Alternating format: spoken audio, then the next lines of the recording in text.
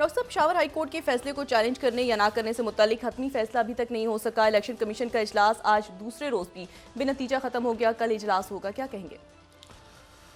देखिए, election commission जो है वो नहीं फैसला हो पा रहा और ये मामला जो हैं वो कशीदा हैं इस वक्त। इस्लामाबाद की जो मजमूई सूरत हाल यहाँ बात की जाए तो ज़रा कशीदगी है और वो कशीदगी में इजाफा हो रहा है। मतलब ज़रा तो मैं नहीं कहूँगा, काफ़ी कशीदगी है। और उस कशीदगी में जो साबिक वज़ीर ख़ारजा शाह महमूद कुरैशी साहब के साथ जो मामला पेश आए कल, उसके बाद और उससे पहले यहाँ पे जो बलोच यहाँ पे जो ख़वातीन और बच्चे और बैठे हैं काफ़ी दिनों से, तो उनके हवाले से और फिर शाह महमूद कुरैशी, इस्लामाबाद की फ़ज़ाएँ जो हैं वो एक सियासत यहाँ पे नहीं है इस वक्त, ठीक है, सियासी कायदीन भी नहीं है और ये जो वाक़यात हैं उससे तलख़ी बड़ी है। लेकिन उससे हट के जो दो तीन बातें ऐसी हैं, अगर उन पे देखा जाए, पहला तो शाह महमूद कुरैशी साहब की बात कर लेते हैं। उनको आज मज़ीद जो है वो मुकदमात में गिरफ़्तार कर लिया गया, GHQ हमला, ये सारा। लेकिन ये ज़हन में रखें कि ये पुलिस तफ्तीश कर रही है, यानी शाह महमूद कुरैशी साहब के जो मामलात हैं वो फ़ौजी अदालतों में नहीं है, पुलिस तफ्तीश कर रही है। फ़ौजी अदालतों में जो मुकदमात चल रहे हैं वो फ़ौज बता चुकी है कि हमारे, और उस पर अदालत का ये कहना था कि हतमी फ़ैसला जो है वो अदालत सुप्रीम कोर्ट करेगी। तो उनमें शाह महमूद कुरैशी साहब ने तफ्तीश के लिए इनसे रिमांड मांगा था, लेकिन वो जेल उनको भेज दिया, रिमांड नहीं दिया। तो एक, लेकिन ये कि कल के वाक़यात के बाद जो है वो एक सूरत हाल बड़ी अजब सी लगी। दूसरी जो बात है वो ये है कि इलेक्शन कमीशन ऑफ पाकिस्तान ने अभी तक बल्ले का निशान जो है वो नहीं आ सका तहरीक इंसाफ के पास। और आज जो है वो एक तो अदालतों का फैसला, साइफ़र का जो मामला है वो रोक दिए उन्होंने उसको, अदालत ने, और उसको 11 जनवरी को दोबारा शुरू होगा। अच्छा, फिर कोर कमांडर्स कॉन्फ्रेंस जो आज है, जो आर्मी चीफ ने जिसकी सदारत की, तो कोर कमांडर्स कॉन्फ्रेंस में दो तीन नुकात हैं जो कि एक तो ज़ाहिर है कि बहुत से अमूर पे उसमें डिस्कशन हुआ, तो नहीं जानते, लेकिन जो बयान आया है सामने ISPR का, उसमें दो तीन बातें हैं। एक तो बात यह है कि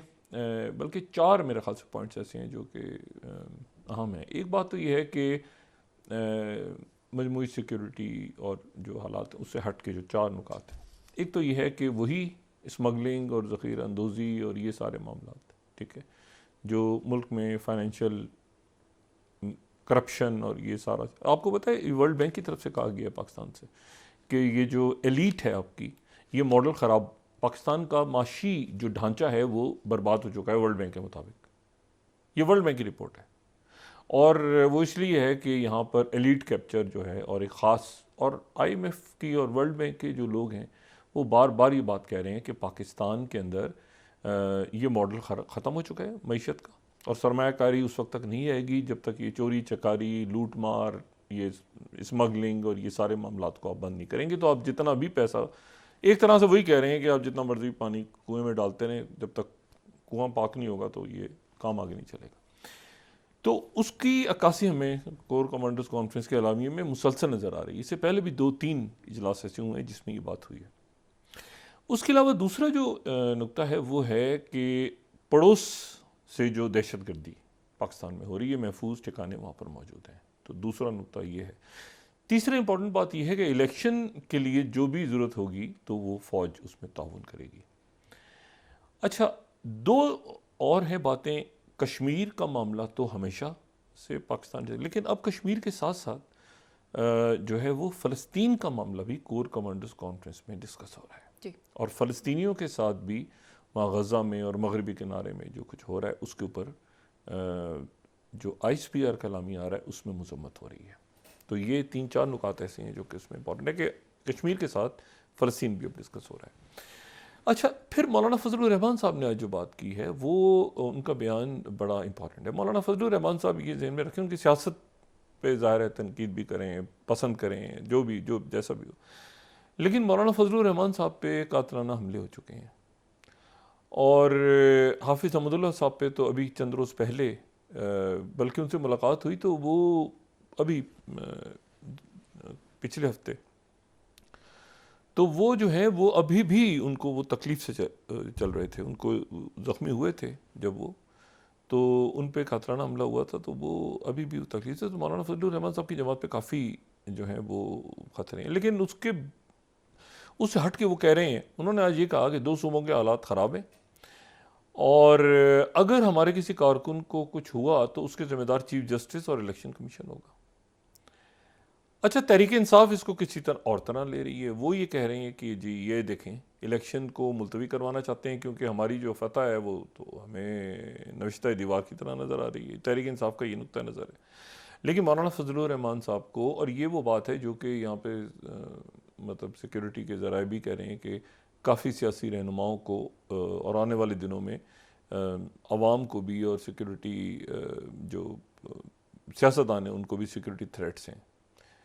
अच्छा, अब इसमें तो ये अब इंतखाबी मुहिम के हवाले से एक इशू है कि वो चलेगी तो अल्लाह ताला खैर करेगा, आने वाले दिनों में सिक्योरिटी थ्रेट्स भी हैं और ये भी सारा मामला, तो ये कशीदगी अपनी जगह पे मौजूद है। और ये इसमें जो है अब अच्छा, कागजात नामजदगी कहीं मुस्तरद हो रहे हैं, कहीं कबूल हो रहे हैं, कहीं मुस्तरद हो रहे हैं, कबूल हो रहे हैं, लेकिन ये सारे का सारा मामला आगे जाएगा। यानी ये एपलेट कोर्ट्स के अंदर, और अभी अभी ये इसमें हफ्ता 10 दिन है कि मामलात कहाँ तक जाएंगे, निशान का कैसे मिलेगा, क्या होगा, ये मामलात अभी आगे चल रहे हैं। लेकिन खिंचाव है इस्लामाबाद में। तो अल्लाह खैर करे, क्योंकि उसकी वजह यह है कि इतना बहुत कुछ हो रहा है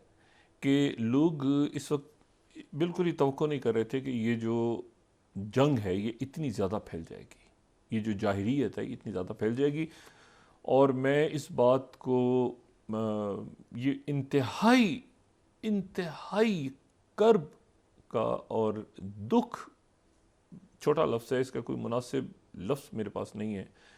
ये बात कहने के लिए कि बेशुमार फ़लस्तीनी बच्चे, ख़वातीन और वहाँ पे नौजवान, उनकी जो मैयतें हैं जो शहीद हुए हैं, तो उनमें से आज़ा निकाल के, उनके जो ऑर्गन्स हैं उनको ऑर्गन्स निकाल के दफनाया गया है, उनके ऑर्गन्स बेचे गए हैं। और फ़लस्तीनी जो हैं वो, क्योंकि कई जगहों पे बॉम्बिंग्स हुई हैं, तो वो अपनी मैयतें अपने प्यारों की छोड़ के गए हैं। जब वापस आए तो उनका ये कहना है उन अथॉरिटीज़ का कि जो ज़ख़म थे, वो ज़ख़म जो थे जब हम वापस आए दफनाने के लिए, तो वो धमाके से, और वो पहले उस तरह के नहीं थे बल्कि प्रॉपर इंसिजन्स के साथ भी जो है वो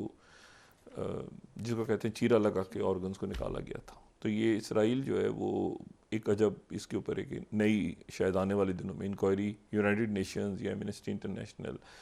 तो ये गज़ा के हुकाम की तरफ से ये सरकारी तौर पे बताया जा रहा है कि जब वो इधर उधर होते हैं, मैयतें छोड़ के भागते हैं उनके अहल खाना, तो वापस आते हैं तो वहाँ पे ऑपरेशन होता है, ऑपरेशन के नाम पे हॉस्पिटल की मॉर्चरीज में जाके और वहाँ से ऑर्गन्स को निकाल दिया जाता है मुर्दा खानों से। तो ये मामला जो है ये बड़ा, इसके लिए कोई अल्फाज मेरे पास नहीं है। 21,000 से ज़्यादा, 21,500 के करीब जो हैं शुहदा हो गए। और इस वक्त जो सबसे बड़ा एक मामला सामने आ रहा है वो ये है कि किसी भी वक्त पूरी कोशिश हो रही है कि इसको रोका जाए, लेकिन इस बात के शदीद इम्कानात हैं कि हिज़्बुल्लाह के साथ इसराइल जो है वो अपनी उसका मास खुल जाएगा। और उसकी आज जो है वो वहाँ पर तेहरान में आज जो है वो काफ़ी बड़ी तादाद में वहाँ पे लोग जो है वो सोगवारान मौजूद थे। और आयतुल्लाह ख़ामेनी जो हैं रहबर, उन्होंने नमाज जनाजा वहाँ पे सईद जो ब्रिगेडियर जनरल सईद रज़ी मुसवी हैं, उनकी नमाज जनाजा तेहरान में आज हुई और वहीं पर उनकी तदफीन हुई। लेकिन उसके साथ ही जो है वो ग़ायबाना नमाज जनाजा नजफ़ में और करबला में और बैरूत में और मुख्तलिफ़ जगहों पे मशरिक़ वस्ता के काफ़ी ज़्यादा उसमें, और वहाँ पर ईरान की तरफ से बात हुई कि हम ये बदला लेंगे। और इंतकाम लेंगे इसराइल से और मुकम्मल तौर पे बदला लेंगे इसका। अच्छा, वहाँ जो सूरत हाल है इसराइल में वो ये है कि वो अब ये कह रहे हैं कि जी ये मामला जो है ये आगे आज उनकी तरफ से फ़ौज, उनके सरकार की तरफ से उनकी फ़ौज वॉर कैबिनेट जो है उन्होंने इस बात को ये बाकायदा कहा है कि ये मैं न्यूयॉर्क टाइम्स को भी कोट कर रहा हूँ और वहाँ के उनको, तो न्यूयॉर्क टाइम्स की पहली साइड है, वॉर कैबिनेट मेंबर जो हैं वार्न कर रहे हैं उनके कि इसराइल और ये जो गैलेंट है बाकी के इसराइल की जो किसी भी वक्त जो है नया फ्रंट हिजबुल्लाह के साथ खुल सकता है। अच्छा, ये बात जो है ये जो है ना, अब इसको अगर हम इस नक्शे को देखें, इसराइल जो है ये कह रहा है कि it is under attack in a multi arena war.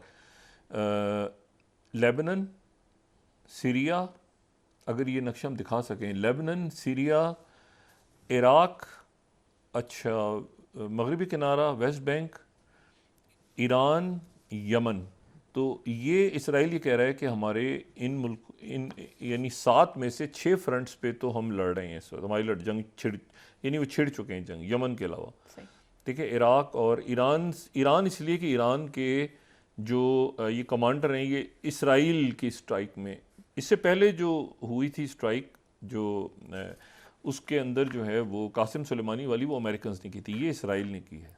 ठीक है ना, तो ये मसला अब ज़रा एक किसी और रुख पे जा रहा है। दूसरी जो बात है इसमें वो ये है कि 3 और आज इसराइल ने सरकारी तौर पे ये कहा, अच्छा वहाँ से 200-250 की हो रही है, यहाँ पे 3 मज़ीद इनके फ़ौजी मारे गए हैं। जो हमास वाले हैं वो ये कह रहे हैं कि अभी तक 1600 फ़ौजी मारे गए हैं, लेकिन इनकी तरफ से आज 3 और का इकरार किया, तो ये तकरीबन इनकी तादाद जो है ये 170 के करीब, 167 और 170 के दरमियान इसराइल के फ़ौजी ज़मीनी हमला शुरू होने के बाद वो जो है वो मारे जा चुके हैं। और जो आयरन डोम है उसने अब वो लेबनान से आने वाले जो रॉकेट्स हैं उनको सरकारी तौर पे बयान कर रहे हैं वो कि अब लेबनान की तरफ से रोक रहे हैं वो। लेकिन इसमें जो मेरे लिए एक बड़ी अजब नंबर है, वो शायद मुझे कुछ बहुत ही अजब सा लगा, और वो जो नंबर है वो है जो न्यूयॉर्क टाइम्स की 8th स्लाइड अगर हम देखें ना, तो ये इसराइल की इंटेलिजेंस क्या करती रही है। मैं इसको, न्यूयॉर्क टाइम्स ये कह रहा है 8th स्लाइड कि हमास और दूसरे जो ग्रुप्स हैं उन्होंने 12,000 रॉकेट फायर किए हैं गजा से 7 अक्टूबर के बाद। 12,000, मतलब मैं इसको, और ये इसराइल खुद कह रहा है, इसराइल कह रहा है कि 12,000 रॉकेट गजा से फायर किए हैं 7 अक्टूबर के बाद, और 15 लोग उसमें इसराइल के अंदर यानी तल अवीव में और बाकी शहरों में, यानी 12,000 रॉकेट्स। एक तो यह ना कि इनके लोग अगवा हो गए और कत्ल हो गए, और ये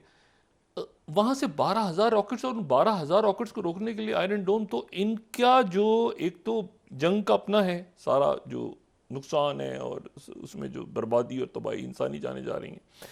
लेकिन उसमें जो पिछले महीने चंद हफ्ते पहले, यहाँ पे मैं वॉल स्ट्रीट जर्नल को कोट कर रहा हूँ 10th स्लाइड, उनका ये वॉल स्ट्रीट जर्नल का कहना ये था कि ये जो